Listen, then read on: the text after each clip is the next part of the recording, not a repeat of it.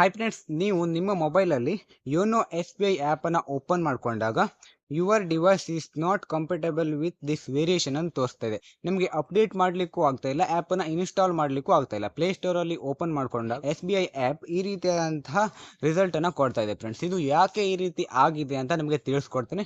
ವಿಡಿಯೋನ ಕೊನೆವರೆಗೂ ನೋಡಿ. ನೀವು ನೋಡ್ತಾ ಇರೋದು ಬದ್ರನಾಯಕ್ ಯೂಟ್ಯೂಬ್ ಚಾನಲ್. ಫಸ್ಟ್ ಟೈಮ್ ನೋಡ್ತಾ ಇದ್ರೆ ಸಬ್ಸ್ಕ್ರೈಬ್ ಮಾಡ್ಕೊಳ್ಳಿ.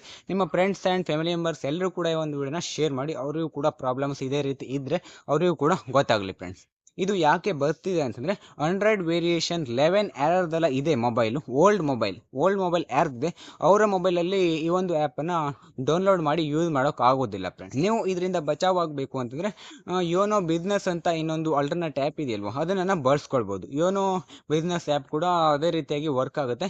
ನಿಮ್ಮ ಪಾಸ್ವರ್ಡ್, ಯೂಸರ್ ನೇಮ್ ಮತ್ತು ಪಾಸ್ವರ್ಡನ್ನು ಎಂಟರ್ ಮಾಡಿಕೊಂಡು ಅದರೊಳಗೆ ನೀವು ಎಲ್ಲ ರೀತಿಯಾದಂಥ ಟ್ರಾನ್ಸಾಕ್ಷನ್ಗಳನ್ನು ಮಾಡ್ಬೋದು.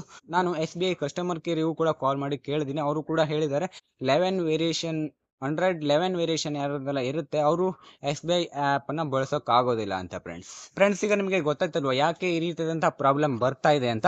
ಪ್ರಾಬ್ಲಮ್ ಏನಾದರೂ ನಿಮಗೆ ಬಂದಿದ್ರೆ ಮೊಬೈಲಲ್ಲಿ ಅದನ್ನು ಮತ್ತೆ ಸರಿ ಮಾಡ್ಕೊಳ್ಳೋಕೆ ಆಗೋದಿಲ್ಲ ಅಂತ ಕಾಣಿಸುತ್ತೆ. ಬೇರೆ ಹೊಸದಾಗಿರುವಂಥ ಮೊಬೈಲನ್ನೇ, ಹೊಸ ವೇರಿಯೇಷನ್ ಮೊಬೈಲನ್ನೇ ತಗೊಳ್ಬೇಕಾಗುತ್ತೆ ನನ್ನ ಪ್ರಕಾರ. ಫ್ರೆಂಡ್ಸ್, ನಿಮಗೆ ಈ ರೀತಿ ಪ್ರಾಬ್ಲಮ್ ಬಂದರೆ ಯಾವುದೇ ಹೆದರ್ಕೊಳ್ಳುವಂಥ ಅವಶ್ಯಕತೆ ಇಲ್ಲ. ನಿಮ್ಮ ಬ್ಯಾಂಕ್ ಖಾತೆ ಹಾಗೆ ಎಲ್ಲ ಕೂಡ ಸೇಫ್ ಆಗಿ ಇರುತ್ತೆ. ಇದು ಮೊಬೈಲ್ ಪ್ರಾಬ್ಲಮ್ ಇರೋದ್ರಿಂದ ಈ ರೀತಿಯಾಗಿ ತೋರಿಸ್ತಾ ಇದೆ. ಫ್ರೆಂಡ್ಸ್, ನಿಮ್ಮ ಸೆಕ್ಯೂರಿಟಿ ಪರ್ಪಸ್ಗೋಸ್ಕರನೂ ಈ ರೀತಿಯಾಗಿ ಮಾಡ್ತಾ ಇದ್ದಾರೆ.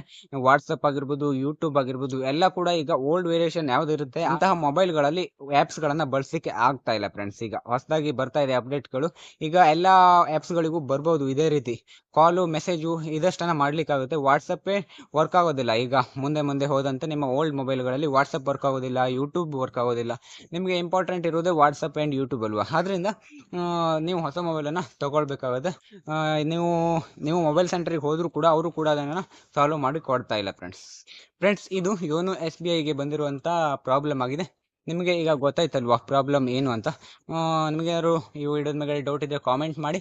ಬೇರೆ ಯಾವುದಾದ್ರು ವೀಡಿಯೋಸ್ಗಳು ಬೇಕು ಅಂದರೂ ಕೂಡ ಕಾಮೆಂಟನ್ನು ಮಾಡಿ. ಇಲ್ಲಿಗೆ ಒಂದು ವಿಡಿಯೋನ ಮುಗಿಸೋಣ.